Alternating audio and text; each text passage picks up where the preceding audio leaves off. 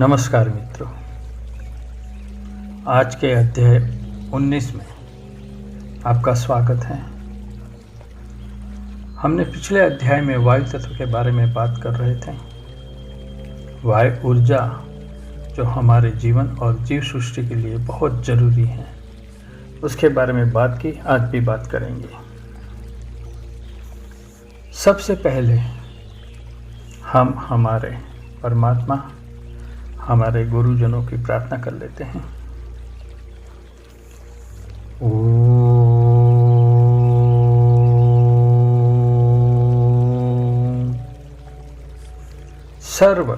सर्वव्यापक गम्य अगम्य शक्ति, गोचर अगोचर शक्ति, सूक्ष्म साक्षात शक्ति स्वरूप हमारी माँ मनसा जरात्कार हर सिद्धि माँ, महाकाली माँ, महालक्ष्मी, महासरस्वती माँ, सबके स्वरूप में हमारे हर सिद्धि अम्बे जगदम्बे माँ, कोटि कोटि नमस्कार। पंच तत्व की युग्म संयुक्त ऊर्जा स्वरूप हमारे परमात्मा मनसा मोक्ष जरात्कार माँ बाबा, हर सिद्धि महाकालेश्वर, महाकाली महाकालेश्वर, यमुना महारानी श्रीनाथ जी बाबा, लक्ष्मी नारायण स्वरूप हमारे ईश्वर को कोटि कोटि नमस्कार। पंचतत्व की सभी ऊर्जा युग्म संयुक्त ऊर्जा पूरी सृष्टि का निर्वहन करती हैं, क्रियाएं चलती हैं और परिवर्तित शक्ति से अलग अलग क्रियाएं होती हैं। वायु जीवन को और जीव को गति देता है और सभी शक्तियां उस गति का पहिया है। शक्ति के बिना गति नहीं है, इसलिए वायु गति का शक्ति का कारण है। वायु से गति है हमारे शरीर के अंदर लोहे की गति, लहू की गति, ब्लड सर्कुलेशन वायु तत्व जल तत्व से होता है। उसी की शक्ति, सूक्ष्म शक्ति सब कार्य करती, सब जीव में, प्राणी में, वनस्पति में जो शोषण क्रिया हो, वनस्पति में खास करके जमीन से जल लेना, शोषण करना, हर अंग अंग में जल का कोश में जाना, वो जो गति है वो जल और वायु की युग्म शक्ति के परिणाम है। ये सूक्ष्म शक्तियाँ कहीं न कहीं कोई क्रिया करती ही रहती हैं। हर समय हर पल ये गति चालू है। अपने शरीर में, अपने शरीर के अंदर भी जो गति जब तक चालू रहती है तब तक जीवित हैं। जब ये गतिविधि सब बंद हो जाती है, मृत्यु हो जाता है। मिट्टी से आया हुआ आदमी मिट्टी में मिल जाता है। पंच तत्व से ही सब वेद पुराण का अस्तित्व है।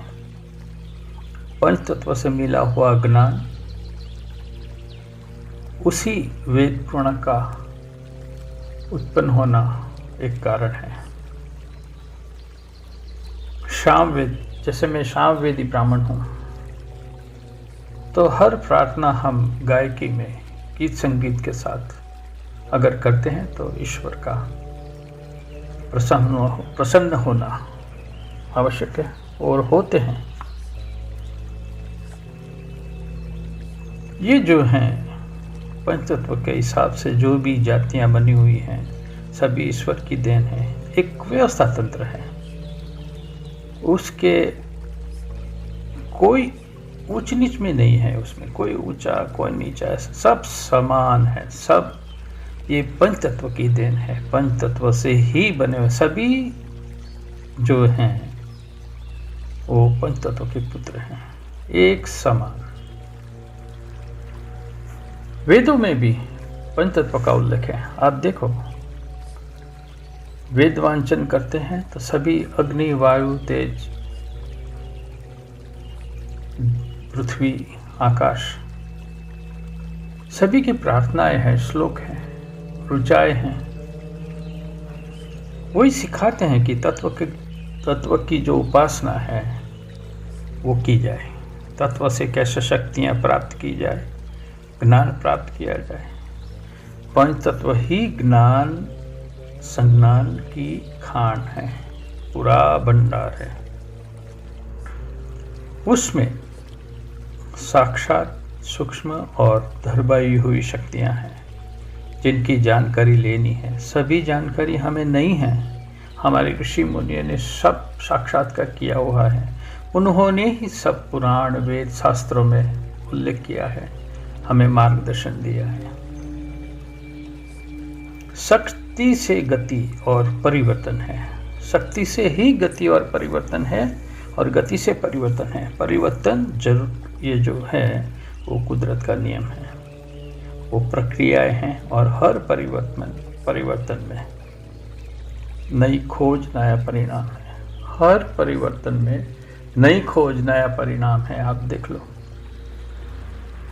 पुराने से पुराने वक्त लेकर अभी आधुनिक जो अभी विज्ञान का समय चल रहा है, उसमें यही सिद्धांत आएगा आगे। परिवर्तन जरूरी है, परिवर्तन से प्रगति है, प्रगति में आनंद है। मानव जीवन में कई खुशी, आनंद और ये जो मुश्किलें आती हैं, विचार विमर्श, सकारात्मक नकारात्मक प्रक्रिया है, हर प्रक्रिया का एक चौक्कस परिणाम है। पॉजिटिव रहना जरूरी है। हमारे जीवन में ज्ञान विचार वर्तन में सकारात्मकता बहुत जरूरी है, पॉजिटिवनेस बहुत जरूरी है। इसमें सुख आनंद मिलता है। हर व्यवहार संबंध में सकारात्मकता आनंद देती है। अगर हमारे मन विचार और जीवन में सकारात्मकता होगी तो शंका के लिए कोई स्थान नहीं बचेगा, कोई स्थान नहीं बचेगा। आपसी संबंधों में भी शंका मुश्किलें और दुख प्रदान करती हैं। सकारात्मकता पॉजिटिवनेस हम रखेंगे तो शंका जड़ मूल से निकल जाएगी, फिर कोई दुख के मुश्किलें नहीं बचेगी। सकारात्मकता आस्था और विश्वास से आती हैं, बनती हैं। विश्वास रहेगा, शंका उत्पन्न ही नहीं होगी। फिर क्या, आनंद ही आनंद मिलेगा। मिट्टी से आए हैं, मिट्टी में जाना है। उस बीच का जो समय है वो हम कैसे बिताते हैं उस पर सब निर्भर है। 2 रोटी और दाल क्या चाहिए, दाल के लिए कितना कुछ कर जाते हैं, अच्छा बुरा क्या क्या नहीं करते। अरे जीवन के मूल्यवान दिन समय बर्बाद हो जाते हैं। सब हासिल करने के बाद भी क्या बचेगा, कितना से साथ ले जाएंगे, क्या साथ आएगा, कुछ नहीं, सब मिट्टी में समा जाएगा। वायु का संदेश है ये कि बहते जाओ बहते रहो, सबको आनंद मिले ऐसा करो। वो रुकता ही नहीं, हर दम गति करता रहता है, फिर भी कभी काम कम नहीं होता। गति से परिवर्तन रहता है। वायु संदेश देता है, गति करते रहो, परिवर्तन करते रहो, आनंद लेते रहो। साथ में जो क्रियाएं होती हैं वो सब पॉजिटिव सकारात्मक होती हैं। बादल को ले आना, बारिश होती है, खुद ऊर्जा का स्तोत्र है। वायु खुद ऊर्जा का स्तोत्र है, इससे ऊर्जा उत्पन्न होती है। वायु प्राण के लिए, जीवन के लिए जरूरी है।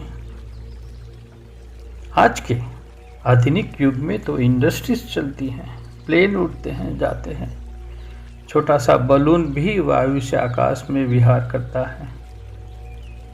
हम जानते हैं कि आकाश विहार वायु से होता है, उससे कितने साधन चलते हैं। गगन विहार करते हुए पंछी भी वायु का साथ लेकर अपनी पंखों से गति करता है, उसमें वायु का आधार होता है। वायु एक बड़ी ऊर्जा है। अग्नि वायु का मिलाप बड़ी ऊर्जा पैदा करता है, उससे कई साधन गति करते हैं, कितने जो रोजगार चलते हैं। वायु का होना सृष्टि का होना है। हमारे ईश्वर का स्वरूप भगवान हनुमान जी वायुपुत्र कहलाते हैं। उनकी जीवन की हकारात्मक क्रियाओं में भी हमें मालूम है, जिसका रामायण महान ग्रंथ है रामायण हमारा, उसमें सब मौजूद है। वायु बड़ा ऊर्जा स्रोत है, खुद वायु एक ऊर्जा है। आज के अध्याय में बस इतना ही। मुझे आशा है आपको ये अध्याय पसंद आया होगा। आपकी प्रतिक्रियाएं मुझे ज़रूर देना, आप भूलो नहीं, प्रतिक्रियाएं दो मुझे ज़रूर हैं। इससे मुझे हौसला मिलता है, शक्ति मिलती है। मुझे गर्व है, मैं भारतीय हूँ, भारतीय संस्कार से जुड़ा हुआ हूँ। मुझे गर्व है, मैं हिंदू हूँ। नमस्कार।